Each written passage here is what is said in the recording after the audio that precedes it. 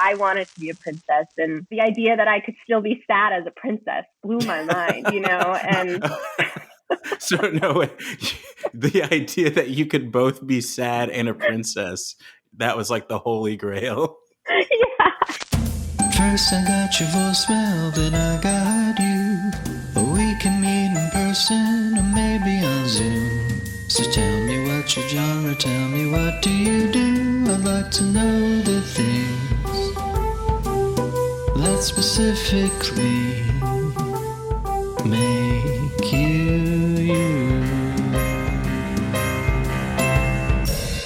Hey, I'm Tim Barnes, and you are the genre. That's a fact that also happens to be the name of this podcast, where I help people map out how they became their own genre or help them map out how to become their own genre.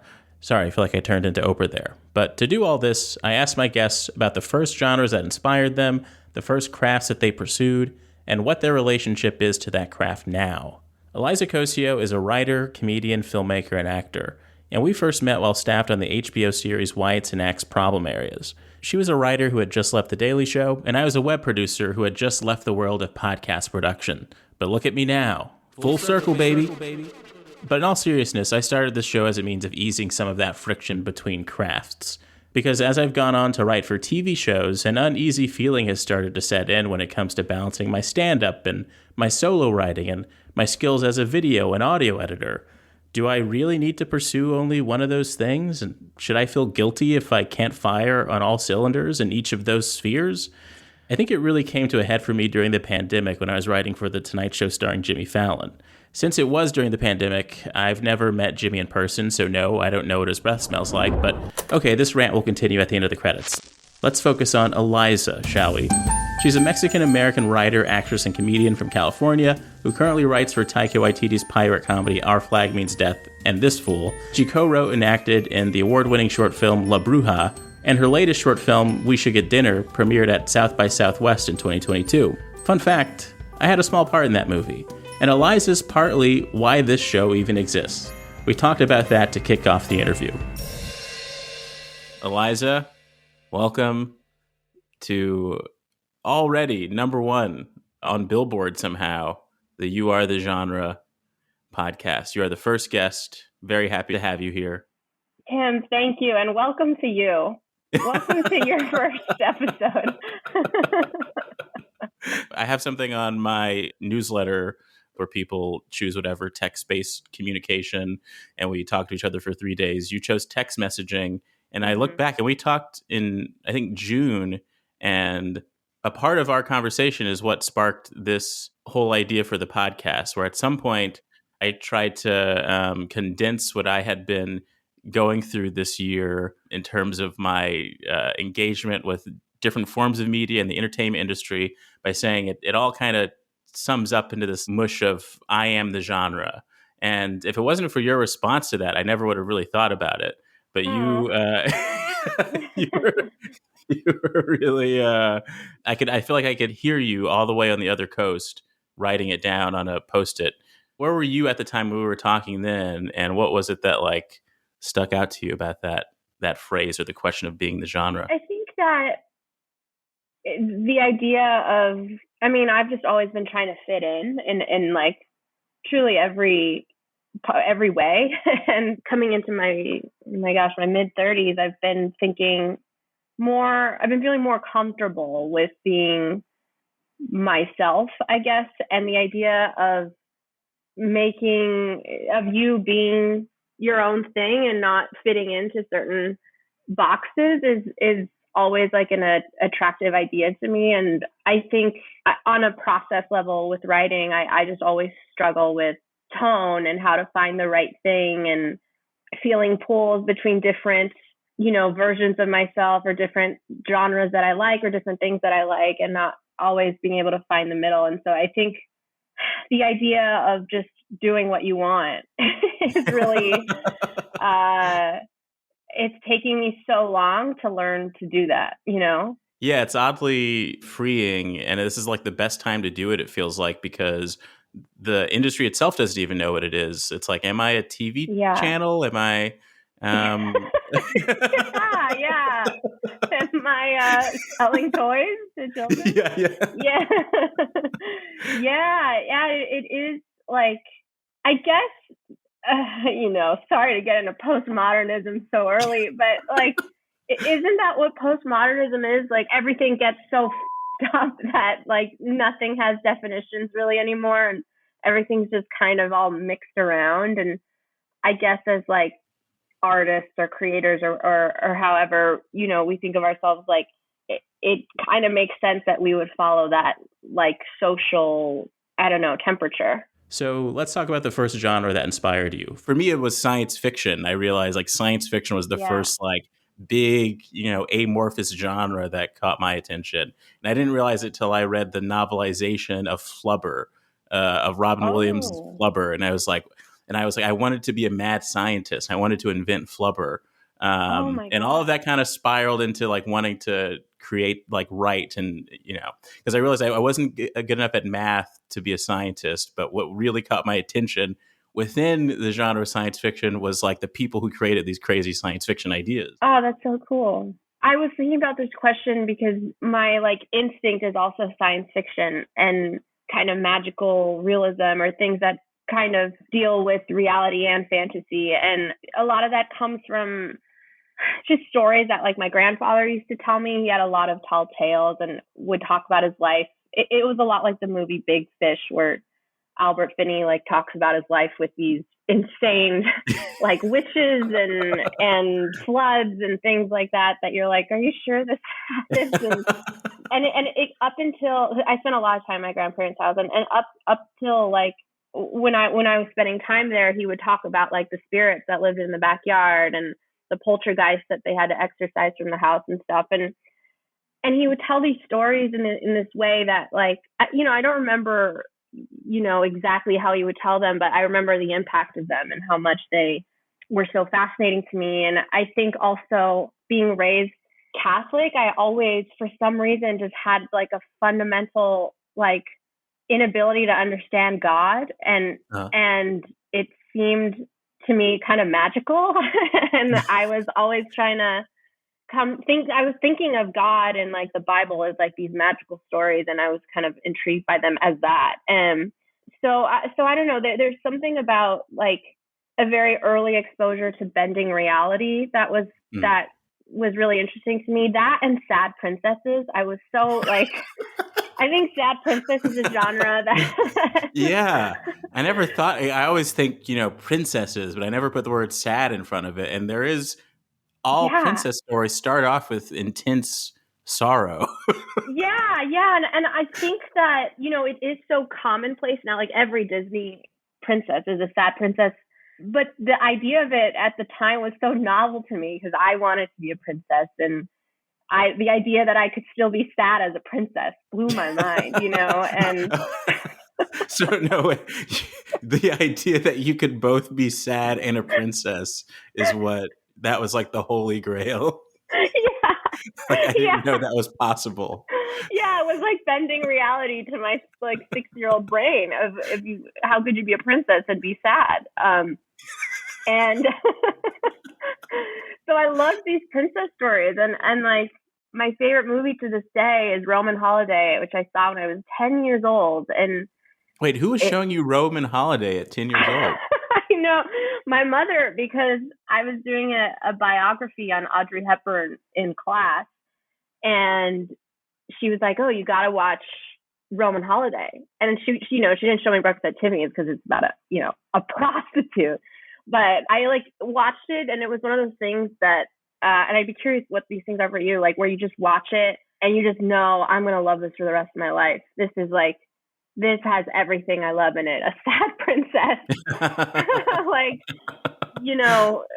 running around Rome after you get a great haircut with 2 cute boys. Like, it just was that everything. Already connects a few things, I feel like, because Rome is the heart of the Catholic Church. And, oh my God, you're right. And I remember I took a study abroad trip to Rome, and I was there for 2 months, and we were in Paris for a month studying film. I wanted to be a filmmaker. I think the films I made 2. They were shot in like DV hammers or whatever. They were awful. It was me trying to embarrassingly trying to be like Woody Allen, a black Woody Allen or something. Sure, I love that. But I remember there were. I think I was the only actual. Somehow there was like a guy who wasn't a student who was on the study. It was like through Santa Barbara City College. So I was the only black student there. There was another like older black guy, older than me, who was somehow on the trip. And Santa Barbara too, like crazy, interesting collision of cultures there and of status there. There's a lot of Mexican people in Santa Barbara, and there's a lot of, Oprah Winfrey lives there apparently, and a bunch of quote unquote Nepo babies or whatever. So the collision of that is interesting. I think there was his name is Angel. He was the only Mexican kid on the trip as well. And he was finding all these parallels between, speaking Spanish and how similar that was to Italian. And I could see that he, I was processing the fact that I was discovering, oh, this is what it means to be. I was like, I'm not African. I'm not necessarily American. I was like, but I'm just like, whatever black means, that's what I am. That's what I learned from going to Europe at that age. Wow. Yeah. And he was processing a lot of stuff like that too. And so do you think the sort of disconnect you had with like analyzing religion was in some way you realizing like there's differences between Catholicism and whatever the native religions that maybe you don't have, complete understanding of, like, were you sort of realizing this collision of things with your grandparents? I think so. Yeah, that's a good thought because, my dad's side is Mexican. My mom's side is also Mexican, but my dad's side had a particularly deep connection to its indigenous roots, and not necessarily my dad, but my grandparents had that connection. And like my grandfather would say that, again, it all gets wrapped up in his tall tales, but that like we were Aztec, and that's like how we're able to speak to some of these spirits. Like everybody on my dad's side has a connection to other realms. Like they can talk to ghosts and stuff. They know ghosts, and I don't have that. It skipped me, and I think because. Well, it's interesting you say that because my uncle recently was like, I think you just have to open yourself up to it. It's very like, premise of a Disney movie, but I say that because of Encanto, I think. But anyway, there was a lot more folklore that goes against Catholicism. And on my mom's side, famously, my mom was a nun before she married my dad. That's how Catholic. Did we talk about this before? I don't know. Think I knew that. We? Okay, that's fascinating. So your mom was a nun. It wasn't like she was considering becoming a nun. Your mother was a nun, and then met your father. So they went to high school together. So they dated in high school, and then my mom was like, "I gotta go to convent." And then she didn't like the convent and came back, and then they dated in college again. What do you think your mom was seeking? Like, what was it, a genuine calling, or do you think it was a bit of expectation? Or it's a good question. I think she felt it as a calling, and she went to Catholic schools, and a lot of the teachers were nuns, and she's a teacher, and she was drawn to the teaching ethic of the nuns that she knew, and she just felt it was her path at the time. And I asked her about it a lot because, obviously I'm trying to mine my mother for these stories to write, but she speaks of it as like really thinking it was the thing and then getting there, and then her mother superior being like, I actually don't think this is you. It's very, very Sound of Music. Yeah. My mom's side of the family had a much more Catholic idea of things. And when I asked my grandmother on my mom's side, for instance, about witches and folklore and stuff, she's like, we don't talk about that. Oh yeah. And that's what fascinates me as well, because I feel like Black people in America have a very disconnected sensibility with the mesh of cultures that we were a part of before being forced to come to this continent. It feels like, talk about science fiction. That's like there are a lot of people who talk about how like, Black history is Black horror. Black history is also like white science fiction in in a way. Like, wait, can you expand on that? Like, how does that? How do you mean? Well, just like the idea of like being abducted by aliens. That's arguably exactly what happened to black people to get to, and being experimented on, and all kinds of stuff, like all kinds of things that are generally science fiction or like are science fact for us historically. Oh my God, yeah. But yeah, the disconnect, or like we don't talk about that, or like that's somehow too far, but it's never like very explicit. You just kind of, there are these weird gray areas surrounding so many things where it's like partly because we don't know the history, and we have, but we've clearly like inserted elements of all these other religions and cultures into the way that generally, the idea of the general black church or whatever, the way that we express religion and like dancing and all that kind of stuff. So I'm always thinking about that. But are you frustrated with religion at all? Because trying to think of a through line of, or at least like We Should Get Dinner and some of your other work, it's not necessarily that there's a frustration that comes across from your characters, and right. But like, I'm not trying to take down the Catholic Church. You're not trying to take down the Catholic Church, but it's a frustration that almost feels like the impossible to really get to the end of frustration you might have with a religion or a government or government that your characters have. Yeah. I always there was a deep frustration with God, and in that I remember thinking, like, if God was real, then he'd bend squares to be circles, because that's literally impossible to make a square to be a circle, but God could do it. And I would look at squares I would look at these tiles in my house in the doorway and be like, God would turn these into circles. He would know how to bend geometry. Is such you were doing like quantum theory, like the fact that you were like it's like it's amazing. It's like so childlike, but still like mind blowing that you were thinking in shapes. Like God, you were saying that were you saying that if I were God right now, I would have the ability to turn this square into a circle, or you were just saying, you're just kind of saying like general, why is everything the way that it is? Yeah. I was like, why are there rules to things if God exists? Yeah. If God exists, then not that it would be chaos, but that like why isn't magic real? Why isn't fantasy real? Yeah. Okay.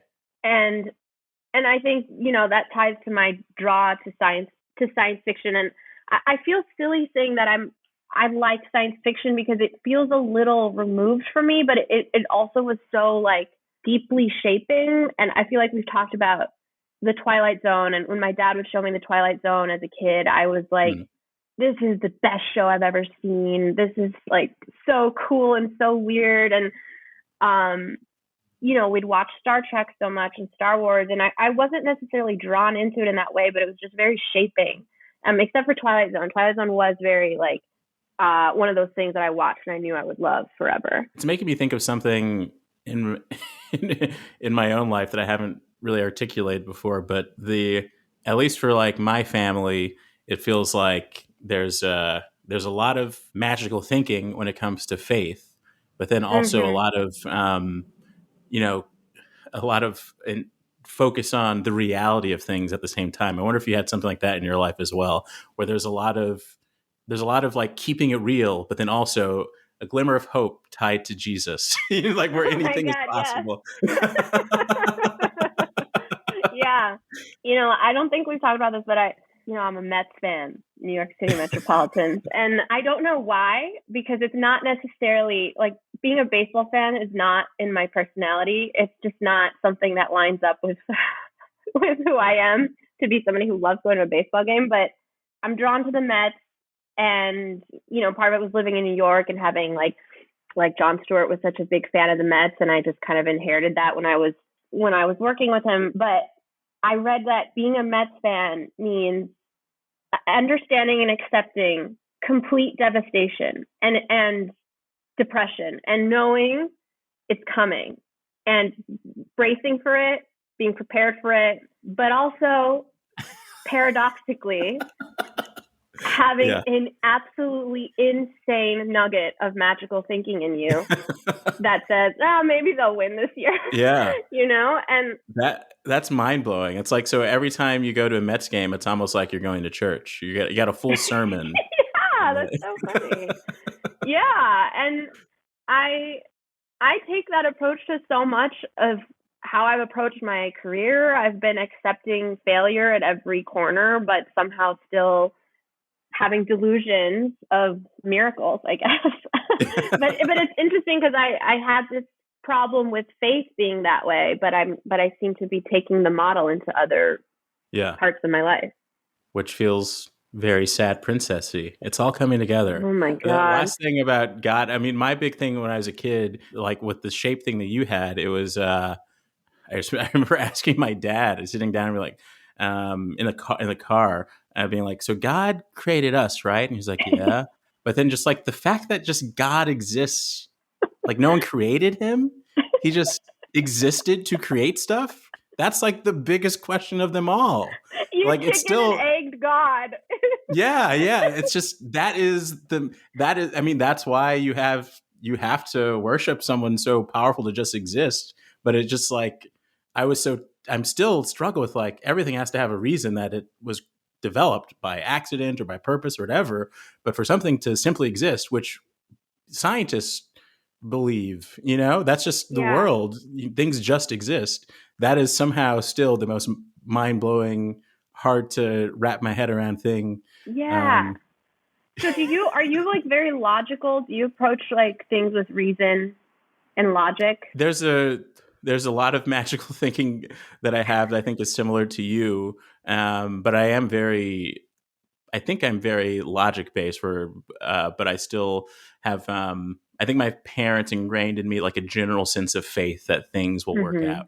And I don't have all of the biblical quotes to back it up, but my mom does. And so, she was able to instill all this stuff in me that's like, oh yeah, I mean, and then generally when I think of my life, things generally have worked out. So I don't have a specific anxiety tied to certain things that I think is some magical thinking helps out.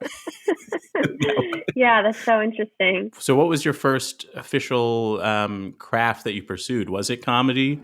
Was it something else? Yeah, I think it was kind of officially comedy. I mean, I knew I wanted to be an actor pretty early on, and I had like a love for story that I've only recently been able to see in retrospect that was something that was kind of a common thing that I was drawn to since I was a kid. But I kind of interpreted it as wanting to be an actor and wanting to be on the stage. And there weren't like a lot of opportunities for that in my schools or in my community that that we could afford and time and money wise. But once I went to high school, I started doing plays and loved it.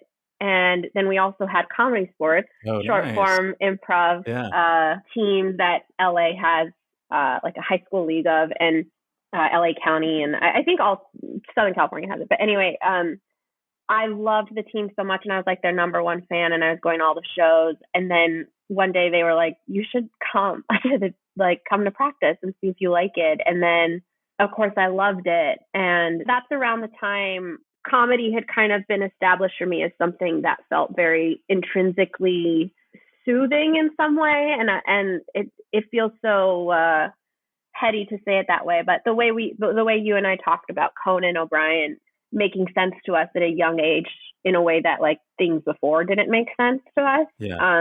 That was kind of, swaying in my head. And so once I started doing comedy, I felt like I was following that whim of, the joy that I felt watching Late Night with Conan O'Brien. And so then it kind of just vaguely became, I feel like we talked about this in your newsletter, but it just vaguely became like how can I work in comedy? How can I work in the business? And I had no thought of like science fiction. I don't know, just to tie it back to like original genres, I had no thought of pursuing story in these ways that like we're talking about. I just kind of was like, yeah, I like being funny on stage.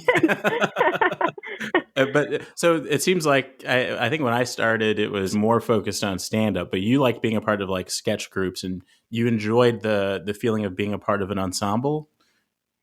Yeah, definitely. I never did sketch, but well, I did a little in college, but improv was mostly the thing, and I loved it because I just generally have a hard time working alone. I don't know.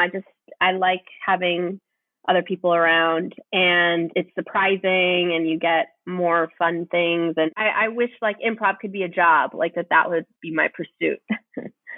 But for you, it was like, were you like, I like to do it alone. I like stand up. Yeah, that was the first official pursuit. My first craft was like I going back from reading the novelization of Flubber, one of the greatest books of all time, was You gotta read it. what clicked to me was, I'm reading this novelization of this movie that I really want to see, and so that kind of stuff. And then when like the Star Wars special editions started coming out, and you're reading all this stuff about this glorious introvert named George Lucas, who went to the school like a couple blocks away from me in South Central LA, and then just through pure vision created this masterpiece. Like I really wanted to be a filmmaker. Somehow comedy like emerged as like a really exciting thing. And I think it's because a lot of the filmmakers that I started to really get into were like comedians who bridged into film, and like it progressively got more serious, like some of these filmmakers. And there was this feeling of when you say a joke that gets a laugh, that's like, oh, I feel specifically heard. I'm not someone who has difficulty with like, I feel like people don't hear me, but I feel like I blend into the background in a strange way. But the specificity of like hearing this laughter as an acknowledgement meant that these weird abstract thoughts, I was able to somehow hone in enough for people to recognize it, and then move on to the next thing. So that was like the joy of it for me. Oh, that's so cool. That specificity is very, like, as you talk about it, I can feel what that feels like in my body when you get that feedback. And I don't perform a lot anymore, so I guess I'm able to speak about it kind of romantically in this way. But like, I think a thing for me in high school doing comedy also was like, people laughing at me on purpose was very calming to me, as opposed to my worst thoughts, which was that they all hated me and were all laughing at me behind corridors, So that was also very like exciting to me that I could make them laugh and I could get them to like me in that way. Yes. Yeah. So that bridged into this general want to like work in comedy, and I feel like that is interesting to talk about right now, because certain things felt so standard. This wasn't that long ago even, but certain things felt like they were never going to change, and that there was a system in place, and that there was a way, some sort of specific path towards joining that system. And I think you joined it in that specific path. The most mind-blowing part of our interview in the newsletter was the fact that you were driving an ice cream truck in New York before you started working at the Daily Show. It's just the most It's like a Coen Brothers movie or something. Well, I was interning there, so I moved to New York when I got the internship. I was still in college, but it wasn't paid. It was like the last class of interns that didn't get paid. And I needed a job, obviously, and my college job was scooping ice cream, and I scooped at a really good ice cream shop in Berkeley. And there was a newish ice cream shop at the time, which is now a chain, that I really liked, and so I went to them, and they loved that I worked at EC Ice Cream, the shop in Berkeley, but they only had jobs on the truck. And I was like, I guess I'll do this then, because I don't know, there's nothing else. It's hard to get a job. And so yeah, I did that. But yeah, again, I'm losing the original thought behind the question. I'm sorry. No, it's fine. Just like this sort of almost a traditional path. Like you started off as an intern. You went to college, first of all. You graduated college, I assume? I did, yes. What was your major? Oh my gosh, Tim, it was history. And it's just a quick tangent on this, which is, this is another part of my personality that I haven't been able to quite add up to like the rest of my personality. Like, why did I study history?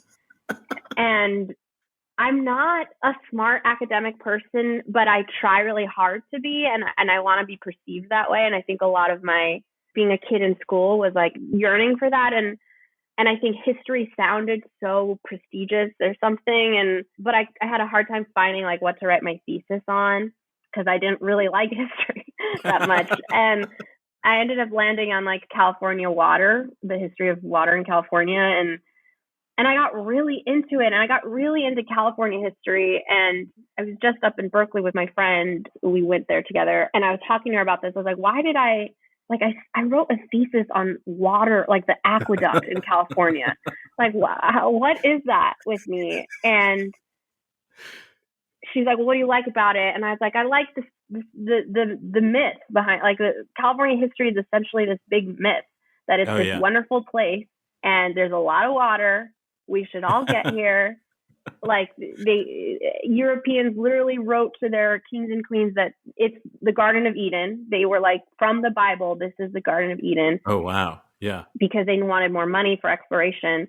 And buying into that myth ends up like getting kind of dangerous, because there's not enough water in the state. And then you have to like do all this like Chinatown to get water to Los Angeles. And she was like, that's the story. You like the story, like that. And it kind of added up in a way to me of like, well, it sounds like this is another version of you as a kid struggling with God, the concept of God. Like, you're told this thing, but you know that there are underlying truths that are hard to decipher. So, you know, right. you're trying to crack the code of your California homeland, and the myth isn't adding up with the reality. And I'm from California too, so you know, you'll see all kinds of crazy things like oil rigs and yeah. In Brea, by the way, I was like in Brea the other day, and I've been in Brea. You know, I grew up near Brea, and I was there to see my cousin recently, and I saw the oil rigs in a way, or the like oil fields in a way that I guess I just hadn't seen before. They just blended into the landscape before. And I remember I used to be like, oh, they kind of look like T-Rexes, right? Like when I was a kid driving past them, I would be like, oh yeah, these are, you know, this is just I feel like I thought these were like T-Rex animatronics or something. They look like the like creatures in episode 1. I can't remember who they are. Not creatures, like they're not stormtroopers, but they're droids, the roly-poly droids. Droids, yes. Yeah. Yes. Droidicas is what they're called. Oh, okay, got it. Writing it down. I feel awful knowing that fact, but knowing so little about water in California. Yeah. But it feels like the fact that you were getting, like you're trying to figure out why the myth is that, you know, California can turn square into circles, and clearly the squares are still all over the place. There's squares all over the place. Tim, that's going on another postcard. I mean, on another index card. Squares are all over the place. You turn them into circles. Well, also, I feel like this is a soft launch for your podcast all about the history of water in California. Like, this is you must remember this, but it's all about... Don't scroll away. You Are the Genre. We'll be right back after the break. Okay, so as of the release of this episode, there are no real ads for me to read, but I still wanted to carve out a space where some ads can maybe show up one day. I'm like a sad princess in my ivory tower waiting for a Squarespace commercial to arrive on a steed. What I'm going to do until then is recommend a few things I've been enjoying. And this time, it's all podcasts that have inspired this show in some way. The first is 3 Questions, hosted by comedy and acting legend Andy Richter, where he asks the 3 questions: where are you from, where are you going, and what have you learned? And similar to me, mainly uses them as an excuse to hang out. Another podcast that inspired You Are the Genre is Screaming into the Hollywood Abyss. Writer and producer Noah Evslin and podcaster Dan Rustine chat with guests about dealing with rejection, failure, and adversity in the entertainment business. And lastly but not leastly is the Life Writing Podcast, where married sci-fi and horror writers Stephen Barnes, no relation that I know of, and Tananarive give amazing tips on how to navigate your writing career. I get excited whenever a new episode of each of those shows drops, and if you're enjoying this one, go ahead and press the subscribe button on those as well. And if you're really enjoying this one, you can pay for a subscription to my newsletter for early access to episodes, in addition to things like daily jokes and the occasional essay. You can find links to everything I just mentioned in the show notes. Now, back to the episode. Where were we? You had an interesting time at the Daily Show where like you were briefly a correspondent and then you kind of weren't. Yeah, that's pretty good up, yeah. But that feels like a interesting moment, right? Because was it a generic want, or were you one of those people who were like, I secretly want to host a late night show, or was it still generally like I just want to be a part of the comedy community? There was certainly a secret want to be on SNL, and then once I started working at the Daily Show, and once I got the internship, I was like, oh, I want to be a correspondent. That'd be really cool. And so that it was kind of always there, but it didn't really come up until Jon Stewart was leaving and Trevor Noah opened up auditions in-house, which was something that wasn't really done before. And so, yeah, I tapped into some delusion for that for sure, where I just convinced myself I was going to get this job. And I don't know where, I mean, that delusion came from God, truly. I was like, I don't know how I feel so strongly about this, but I just know it's true. And so did it sting when it didn't, you weren't called back to appear more often, or was there? Oh, yeah. Okay. Yeah. Yeah, for sure. I mean, it was probably the hardest thing in my career so far that I had to process. And it just, I think I was 25, 26, and to be like offered, like shown, the keys, the gates to heaven, and then have the door kind of close on you after you thought you were in. It's certainly like a devastation at that age that like took a while to kind of come to terms with, and it's unfortunately just like a lesson of the industry and of writing and creating in general, that like so much of this is taste, and it's not necessarily about, if you don't get something, it's not because you're not good all the time. It's like there are tastes involved and styles and opinions on those things, and but it's, you don't think that way when you're 25, and I know. I feel like as soon as back in Chicago, I produced a couple stand-up shows, and as soon as I was on that other end of like figuring out who you're going to book on a show, that was my first like, oh, there's way more going on about decisions of who, like that's where I kind of freed my mind of like even worrying about that stuff, because it's like, oh yeah, of course, like there's like 5 people who have to like come to an agreement on 5 people. Yeah, totally. And like, do you ever watch a show too and be like, these are all good actors, but like this actor could have never been this actor, like, or this character, like I'm just thinking about this. I'm watching a lot of Felicity, and like, Scott Foley. Have you watched Felicity, by the way? No, but it's on my list. Like, I really want to watch Felicity. I haven't finished. I don't know why I connect these two, but Ally McBeal, like 5 years ago, it's like I just have vague memories of seeing clips of Ally McBeal when I was a kid, and I really want to make sense of them. So I just. That's funny you say that, because did people tell you this when Lizzie McGuire came out? They're like, it's like Ally McBeal for kids. Yeah. And I was like, what's Ally McBeal? And I haven't thought of it since, honestly. And I should investigate that. Yeah, it's a fun, weird show. I mean, they're lawyers and they have a gender neutral bathroom, but how is Felicity? It's so good. We didn't even get to the genre of rom-com, which I feel like is my leading genre.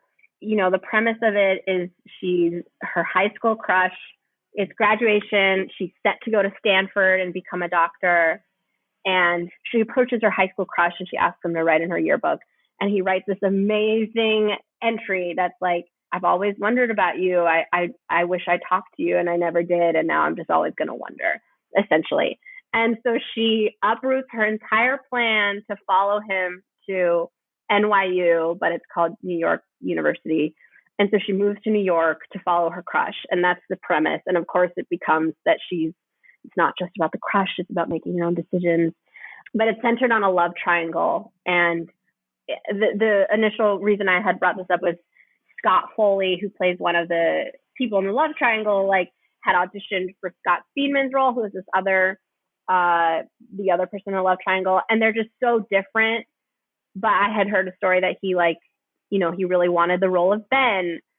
But it goes into casting. You realize like sometimes you just like it isn't about being good or not good. It's just about like where you fit in, Anyway, that's my Felicity, my plug for Felicity. You got to watch it.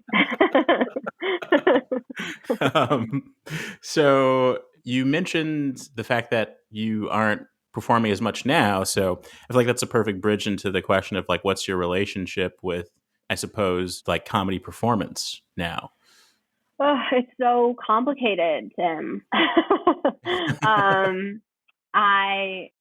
I love it. It's the biggest high. I think one of the biggest highs I've had, but the lows got so low, I guess. And it kind of started around like leaving the Daily Show and like the correspondence stuff not working out is when it kind of it was really when this like happened. But I think there was other things involved too, like I have such social anxiety, and the social part of doing shows and being in comedy was kind of hard for me to like stay consistent with. And so it just kind of fell to the side. And writing has kind of always been as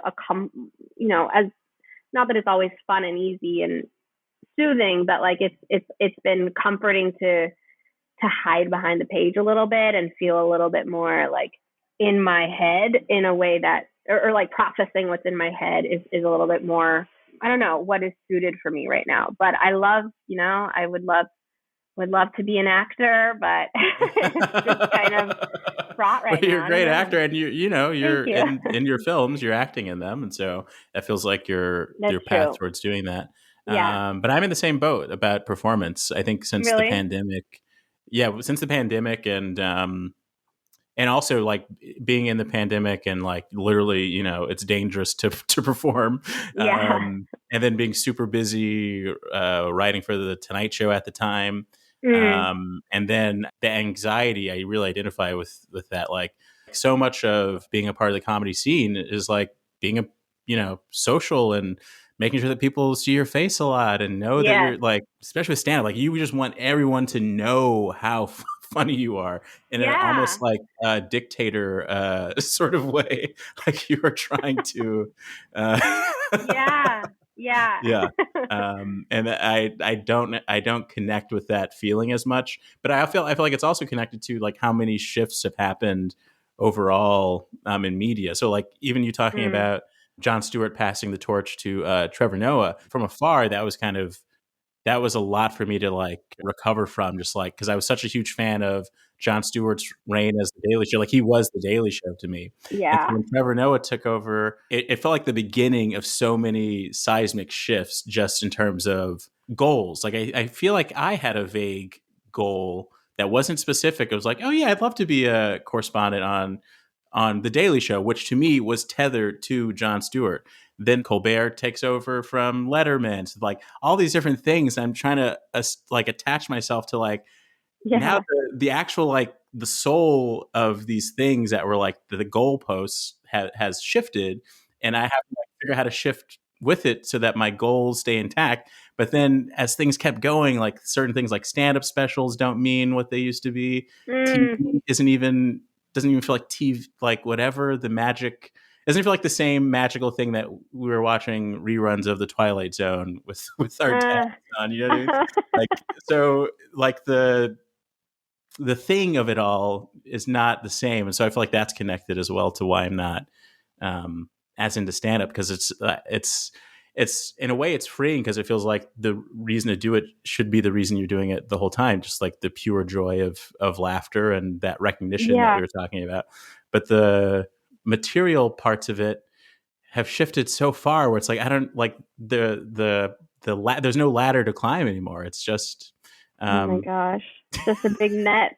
just, Like can go up, down, side, side. Yeah. Well, that I'm curious, like, what does give you that feeling of watching Conan when you were young, watching, for me, like Twilight Zone? Like, you know, is there something right now that does give you that feeling of, I really like this, whether it's something you're working on or something you're watching? Like, when do you feel that? Lately, it has been the things that I'm working on. Like they're not great, but I've been writing science fiction short stories, and just the feeling of like completing a short story So cool. and posting it feels great.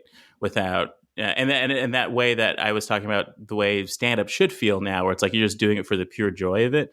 It feels like in a way I'm open micing my prose skills because I've never really developed it, but it feels great to like. Because you have to think about character in such a 360 way for a short story, or, you know, in that style where it's like, what's happening in his mind? What's he smelling? All these things that you don't have to think about, or that would have to be dialogue in a TV show. Sure. That's exciting. And so and, you know, crafting a sentence in a paragraph and all that kind of stuff. And also just learning the rules of it is similar to the excitement of like, learning the rules of the weird social rules of stand-up that you don't understand until you start doing it, of like, oh, that's how you write a thought.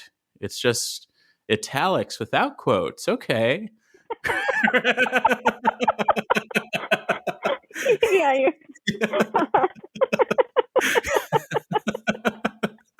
And you got to learn somewhere. So it's silly, but that's been the excitement for me, and I feel like I've gotten closer to writing in a way that it's not trying to chase the medium, but it is genuinely writing something that I want to exist, and then hopefully that helps out when, you know, for whatever people want to look at something. Well, I think there is something interesting about the fact that you are working on one of the greatest shows of all time, This Fool, which is the most California show I can imagine. And this comes at a time where you are re-embracing the West Coast. Mm-hmm. Yes. What? Well, I guess I'm kind of shocked because, like, the fact that you wrote a paper about water in California in college, despite the fact that it seems like you had a sort of disdain for the West Coast, and that's what prompted you to move to the East Coast. Well, like, what was that? What was that about? I think it was running away from, I hate to say running away from my family, but I was in that age of like wanting to be independent, and New York always looked good to me on screen. I latched onto that pretty early on. And then it wasn't until being in college and studying California history that I started to really feel like a Californian in a way that I didn't quite log for myself. I guess kind of like in Lady Bird when she's like, oh yeah, I do like Sacramento. There's something that is kind of weird and magical about California, the way you kind of talk about how the names even just sound like areas of like land in Star Wars, and like Oceanside, you know, the mountains. Yeah, like the mountains on the ocean. It's weird. The desert, like the highest, you know, elevation in the country is like 80 miles away from the lowest elevation in the country, and it's just like a weird place and a weird mix and a weird mythology and very new. Yeah, and that's what all the other historians in my department looked down on me, because they were like, California, you know, that's not real history. This happened. And like, I do understand that sentiment, but like to some extent. But there's so much sad history here.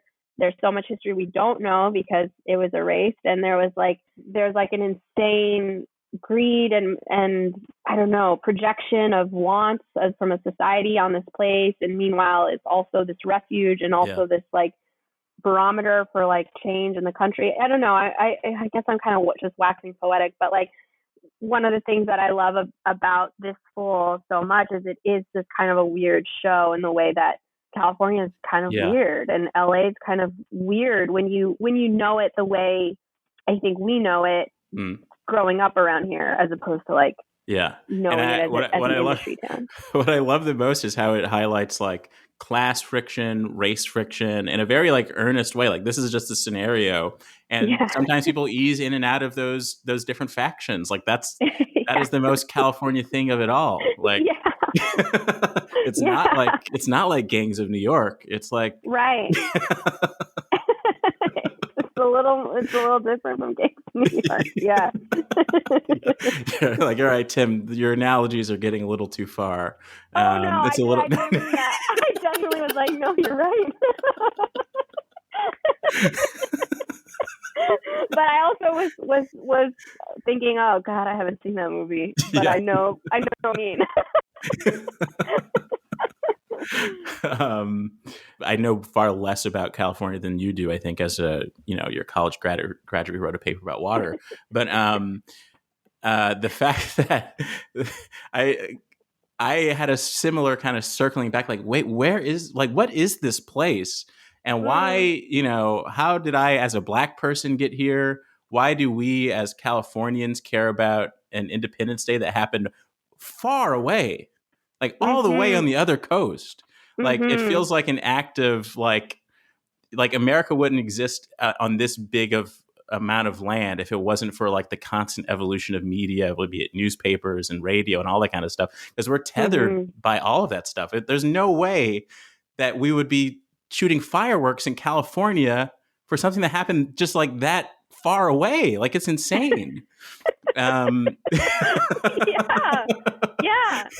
Do you know what's psychotic to think of people walking on their feet from the Midwest to California, crossing mountain passes, and being like, "This is gonna be a better life." Yeah, like it's truly crazy. Yeah, are you kidding me? And so the fact that this is the end of manifest destiny, like literally, you can't get further than California, and that this is also the place where we project, like this is the hub of Hollywood and of all that stuff. This is where we project all of the magical stuff for the whole country and the whole world at the end of this up dream.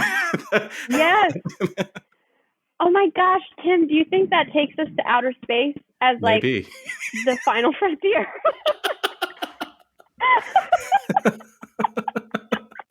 Like we the West and space has kind of been like there have been a lot of parallels. The space Western is very intriguing to me. I feel like maybe it's the same goddamn thing where like it's this other place where we can project our wants and our ideas and create a mythology around it and then bend reality until it fits our fantasy. Yeah. Which is like so interesting to me. Do you want to go to outer space or are you like, I'm good? I am so afraid of just the experience of being on a rocket ship, but I'm I generally don't like roller coasters. Once I'm in it, it's like, okay, I'm on it. Tim, I want to camera on you saying that. As the roller coaster's going up and you're just like looking around, okay? But I can't get over the fact that this is just a very dangerous thing to be doing, and all just for a thrill.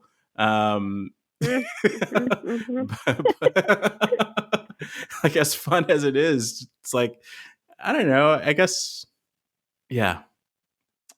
it's roller. I don't know what we're talking about anymore, but space. I guess I asked all three of the questions that I have in mind for this show, but what are some of the keys of being the genre for you that you've kind of discovered so far in your career? Okay, I'm not really into astrology in a way, and not that I like necessarily look down upon it, but I just really don't know it very well. But do you know there's like a sun sign, a moon sign, and a rising sign? Do you know about this? I've heard those words. Yes. Okay. So the idea, as I understand it, is like the sun is like your main personality, your main thing. Your moon is like who you can be when you're really comfortable, when you feel really safe. And then your rising is like kind of how you come off to other people or how you want to come off to other people. And I think my genres kind of are those things. Like my sun would be like rom-com. That's who I think I am. I like a rom-com. I want to write a rom-com. I like the comedy. I love the romance.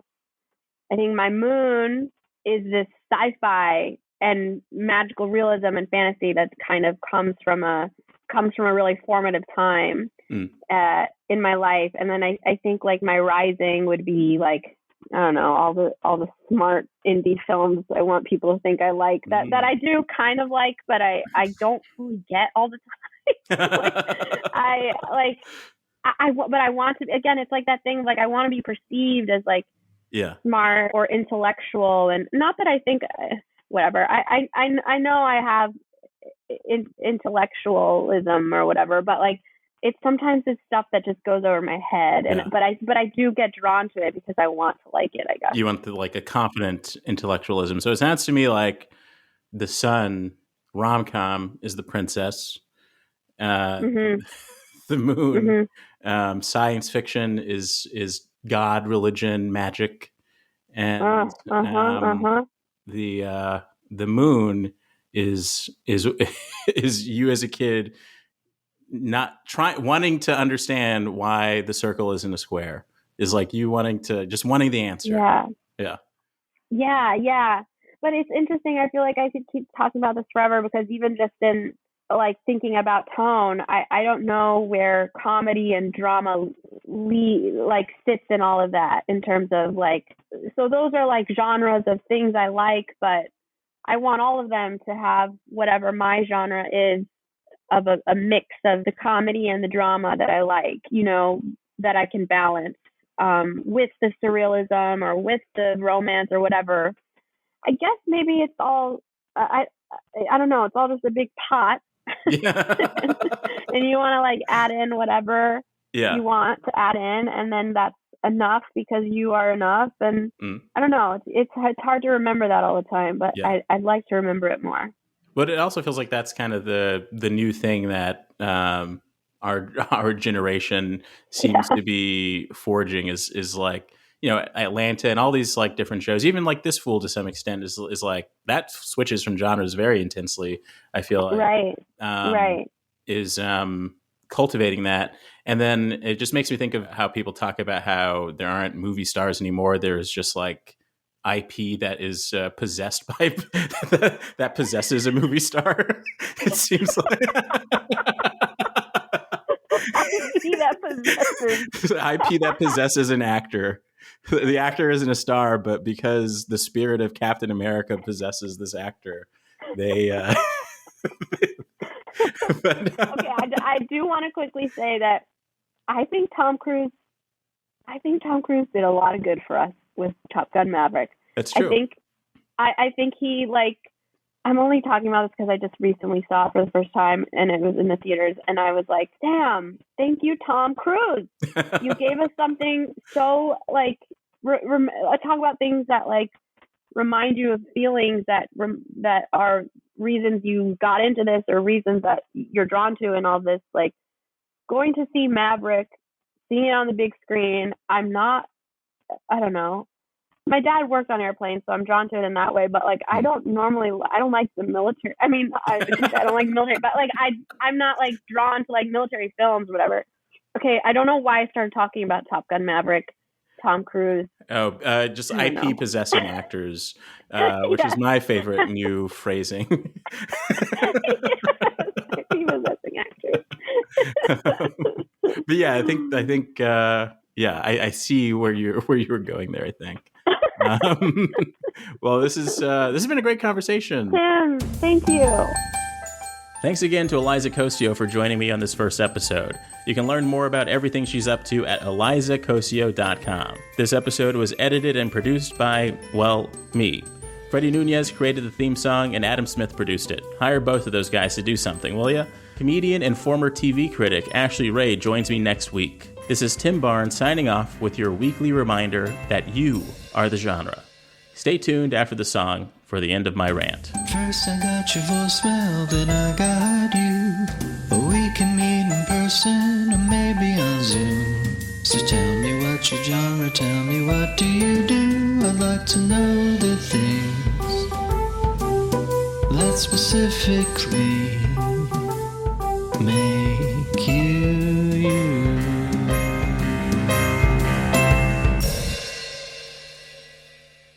But it felt like I was in a really long episode of The Twilight Zone, where I had been abducted by aliens and tasked with writing jokes for someone with no studio audience because they were talking into a camera in their garage or wherever the hell Jimmy was in those at-home episodes.